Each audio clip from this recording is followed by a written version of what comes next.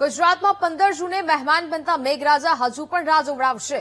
જૂનાગઢ કૃષિ યુનિવર્સિટીના હવામાન નિષ્ણાત ધીમંત વગાસિયાએ આગાહી કરી છે. હાલ ચોમાસું દક્ષિણ ગુજરાતમાં સ્થિર થયું છે. આગામી 3 દિવસ ચોમાસું આગળ વધવાનો કોઈ આસાર નથી. સૌરાષ્ટ્રના દરિયાકાંઠે હવામાન સાનુકૂળ થયા પછી ચોમાસું આગળ વધશે.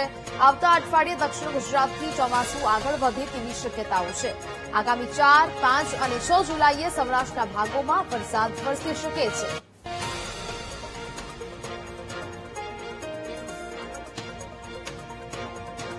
નૈઋત્યનું ચોમાસું 2026 આપણે ચાલુ થઈ ગયેલું છે.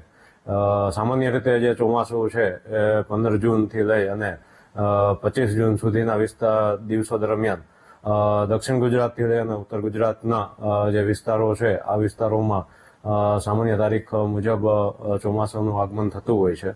પરંતુ અત્યારે હાલ આપણે 29 જૂન થવા છતાં પણ હજી પણ ચોમાસું છે એ ગુજરાતની અંદર સુરતના જે વિસ્તારો છે ત્યાં આવીને સ્થિર થઈ ગયેલું છે.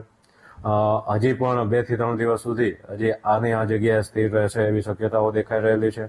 ત્યારબાદ જે ચોમાસું છે એ આગળ વધે એવી શક્યતાઓ આપને દેખાઈ રહેલી છે.